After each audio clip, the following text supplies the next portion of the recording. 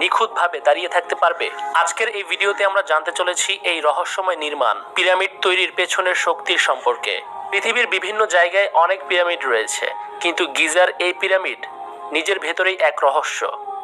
Geyser এই great পিরামিডের রহস্য বিজ্ঞানীদেরকে আজও উজ্জীবিত করে রেখেছে। তারই সাথে এটি প্রাচীনতম আশ্চর্যজনক বস্তুগুলোর মধ্যে একটি।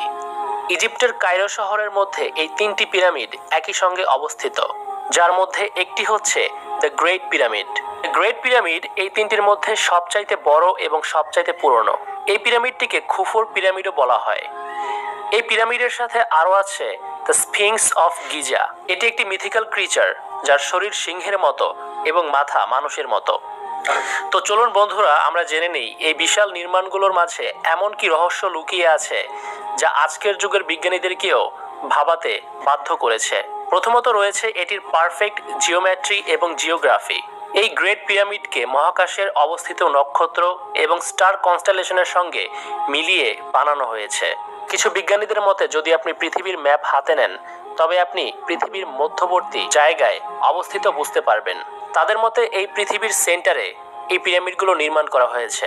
আমরা তো মাত্র কয়েক শতাব্দী ধরে জানতে পেরেছি যে এই পৃথিবীটি গোল, কিন্তু এর আগে মানুষ এটিকে ফ্ল্যাট বলে মনে করত।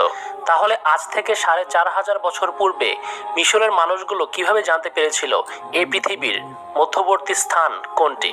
তখন কি তাহলে আমাদের এই টেকনোলজি অনেক অ্যাডভান্স ছিল, নাকি এর পেছনে ছিল আধ্যাত্মিক বা বাইরের কোনো সত্তার হাত? এটা তো আপনারা সকলেই জানেন যে ২১শে জুন আমাদের পৃথিবীর সবচেয়ে লম্বা এবং বড় দিন হয় এবং রাত হয় সবচাইতে ছোট।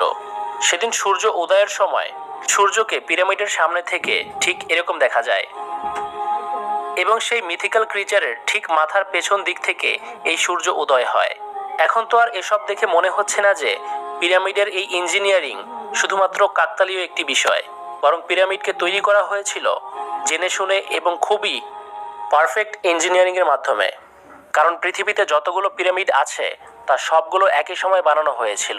কিন্তু এটা কিভাবে সম্ভব হয়েছিল?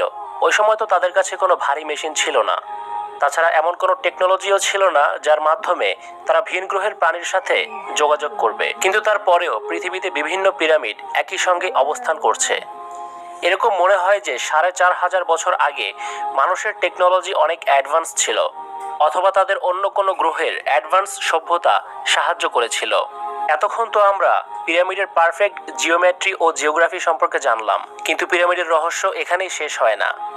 পিরামিড সায়েন্টিস্টদের বেশিরভাগ ভাবতে বাধ্য করে যে কারণগুলো, সেগুলোর মধ্যেই প্রথমে আসে যে এই পিরামিডগুলোকে কেন বানানো হয়েছিল। প্রাচীন মিশরে একজন মৃত ব্যক্তিকে মমি বানিয়ে রেখে দেওয়া হতো। প্রাচীন ইজিপ্টের লোকেরা এমনটা মনে করত যে মারা যাওয়ার পরও প্রত্যেকটা মানুষ জীবিত থাকে। এর জন্য মৃত ব্যক্তিদের কবরের মধ্যে তারা ওই সমস্ত জিনিস দিয়ে দিত যেগুলো একজন সাধারণ মানুষের জীবনযাপনের জন্য প্রয়োজন হয়। এমনটা মানা হয় যে মিশরের পিরামিড সেখানকার প্রাচীন রাজাদের কবর, যেখানে তাদের মমিকে রাখা হতো। আর দ্য গ্রেট পিরামিড হচ্ছে মিশরের রাজা খুফুরের কবর। চলুন একবারের জন্য আমরা মেনেই নেই যে পিরামিড আসলে রাজাদের কবর ছিল। কিন্তু প্রশ্ন এটা যে মিশরে যতগুলো পিরামিড অবস্থিত রয়েছে তার মধ্যে আজ পর্যন্ত কোনো মমির দেখা মেলেনি। এটা থেকে স্পষ্ট যে পিরামিড কোনো মমির কবর নয়, অন্য কিছুই। আর এটিকে বানানোর পেছনে অন্য কোনো উদ্দেশ্যই ছিল। যেরকম এই প্রশ্নটি রহস্যময় যে কেন পিরামিডকে বানানো হয়েছিল, কিন্তু এর চেয়েও বেশি রহস্যময় বিষয় এটা যে পিরামিডকে কিভাবে বানানো হয়েছিল।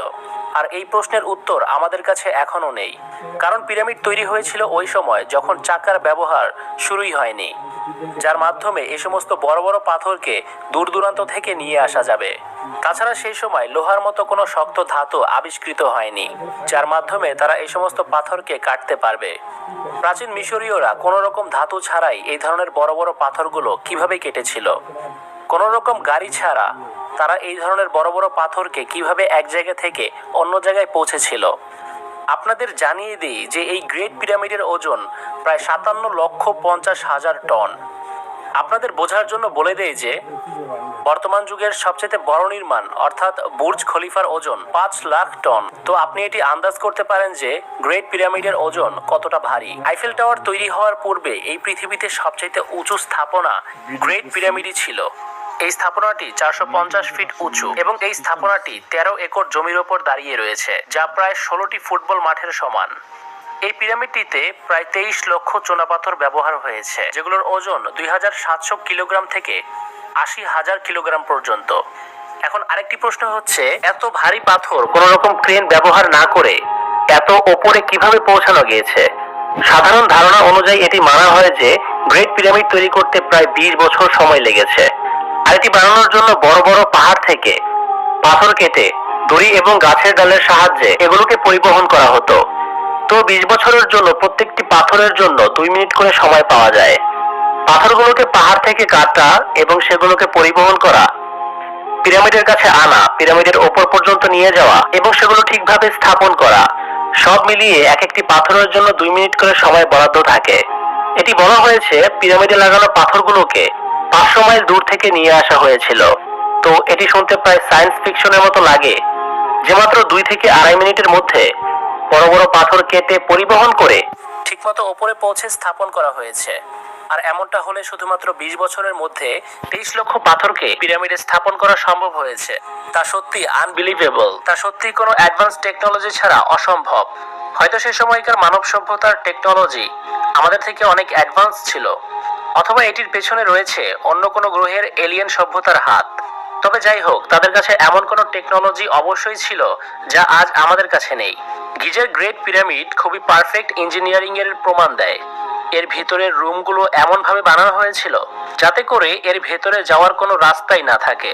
পিরামিডের ভেতরে জায়গায় জায়গায় টানেল বানানো রয়েছে, কিন্তু এগুলো কেন বানানো হয়েছিল সেটা কেউ জানে না। প্রথমে এটি মানা হতো যে এই টানেলগুলোকে ভেন্টিলেশনের জন্য বানানো হয়েছে। তারপর যখন এই টানেলের ভেতর রোবট পাঠিয়ে দেখা হয়, তখন বোঝা যায় যে এই টানেলগুলো বন্ধ। পিরামিডের ভেতরে থাকা টানেলগুলো ভেন্টিলেশনের জন্য নয়, বরং ভিন্ন কোনো উদ্দেশ্যে বানানো হয়েছিল। এখনো পর্যন্ত গ্রেট পিরামিডের ভেতর শুধুমাত্র 3টি চেম্বার পাওয়া গিয়েছে। এরকম নয় যে শুধুমাত্র এখানে 3টি চেম্বারই রয়েছে, এর ভেতর আরো চেম্বার মজুদ রয়েছে। কিন্তু আমরা আজ পর্যন্ত এর ভেতর শুধুমাত্র 3টি চেম্বার ডিসকভার করতে পেরেছি, যার সবচেয়ে নিচের চেম্বারের নাম হচ্ছে বেস চেম্বার, মধ্যেরটা কুইন্স চেম্বার এবং সবার ওপরেরটা কিংস চেম্বার। 2004 সালে কুইন্স চেম্বারে একটি রোবোটিক ক্যামেরা পাঠানো হয়, যেখানে আমরা দেখতে পাই এটির সামনের রাস্তা বন্ধ, কিন্তু সামনে থাকা পাথরের মধ্যে একটি ধাতুর পিন লাগানো ছিল। বিজ্ঞানীরা ভেবেছিল যে এর পেছনে আরো একটি চেম্বার মজুদ রয়েছে। যখন বিজ্ঞানীরা সেই ধাতুর মধ্যে ফুটো করে সেখানে একটি রোবোটিক ক্যামেরা পাঠায়, তখন আমরা একটি ছবি দেখতে পারি, যেটিকে আপনারা এই মুহূর্তে স্ক্রিনে দেখতে পাচ্ছেন। কিন্তু এরপর ওই ক্যামেরা কাজ করা বন্ধ করে দেয় আর এর এক্সপ্লোরেশন অসম্পূর্ণই রয়ে যায়। ওই সময় থেকে এখনো পর্যন্ত ইজিপ্টের গভর্নমেন্ট এই পিরামিড নিয়ে ফার্দার এক্সপ্লোরেশন বন্ধ করে দেয়। চলুন বন্ধুরা, এবার আমরা এই পিরামিড নিয়ে আরো কিছু ইন্টারেস্টিং তথ্য জেনে নেই। পিরামিড ভূমিকম্প রোধী। এই পিরামিডকে এমন ভাবে ডিজাইন করা হয়েছে এটি তীব্র ভূমিকম্পকেও সহ্য করতে পারে, এবং তাই এটি গত 4,500 বছর ধরে সমস্ত ভূমিকম্পকে সহ্য করে দাঁড়িয়ে আছে। এমন শেকিং প্রুফ টেকনোলজি কিন্তু 4,500 বছর পূর্বে থাকা সম্ভব নয়। এই পিরামিডের পাথরগুলোকে এমন ভাবে লাগানো হয়েছে যে এদের মধ্যে দিয়ে একটি ব্লেডও আপনি ঢোকাতে পারবেন না। আপনি হয়তো আরো জানেন না যে এই গ্রেট পিরামিডের ভেতরে ন্যাচারাল এসি রয়েছে, মানে এর ভেতরে বছরের 12 মাস এবং দিনের 24 ঘন্টায় এর ভেতর 20 ডিগ্রি সেলসিয়াস তাপমাত্রা কনস্ট্যান্ট থাকে। আমরা জানি যে এই মিশরের পিরামিড মরুভূমিতে অবস্থিত, যেখানে তাপমাত্রা সবসময় বেশি, কিন্তু এর ভেতরের তাপমাত্রা সবসময় আইডিয়াল থাকে। Power plant theory. পিরামিড সম্পর্কে দেয়া এই মডার্ন থিওরি অনুযায়ী পিরামিডকে ইলেকট্রিসিটি প্রডিউস করার জন্য ব্যবহার করা হতো। এই থিওরি অনুযায়ী এটি কোনো কবর না, বরং বড় বড় পাওয়ার প্ল্যান্ট ছিল, যা থেকে ইলেকট্রিসিটি জেনারেট করা হতো। আর এই ইলেকট্রিসিটি পুরো মিশরে ব্যবহার করা হতো। ইজিপ্টে ডেনড্রালাইট কমপ্লেক্স নামক একটি স্থাপনা রয়েছে, যা সবচেয়ে রহস্যময় স্থাপনার মধ্যে একটি। এই স্থাপনায় অনেক রকম রহস্যময় চিত্রকল্প খচিত করা আছে, যার মধ্যে একটি হলো এই আর্ট। একে ডেনড্রালাইট বলা হয়। এই ছবি দেখতে আধুনিক লাইট বাল্বের মতোই লাগে। যদি এটি সত্যি লাইট বাল্ব হয়ে থাকে, তাহলে ডেফিনেটলি প্রাচীন ইজিপ্টে ইলেকট্রিসিটি ছিল, যা পাওয়ার প্ল্যান্ট মানে পিরামিড থেকে আসতো। Alien theory. এই থিওরির মতে পিরামিড মানুষের তৈরি না, বরং অন্য গ্রহ থেকে আসা এলিয়েন সভ্যতারা তাদের উন্নতমান সব মেশিন নিয়ে এসে এই ভারী পিরামিডকে তৈরি করেছে। তাছাড়া আরেকটি থিওরির মতে এই পিরামিড তৈরি করেছে মানুষরাই।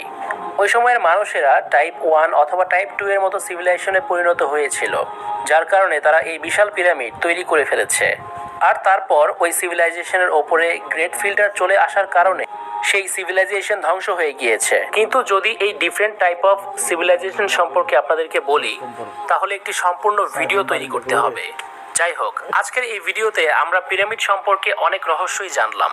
এই পিরামিড সম্পর্কে আরও অনেক অজানা রহস্যময় তথ্য রয়েছে যা আমরা জানি না। সেগুলো আমরা জানবো আমাদের অন্য কোনো এপিসোডে। পরবর্তী আরও এই ধরনের ভিডিও পেতে সাবস্ক্রাইব করুন সিক্রেট রিভিলড এই চ্যানেলটিকে এবং শেয়ার করে পাশেই থাকুন।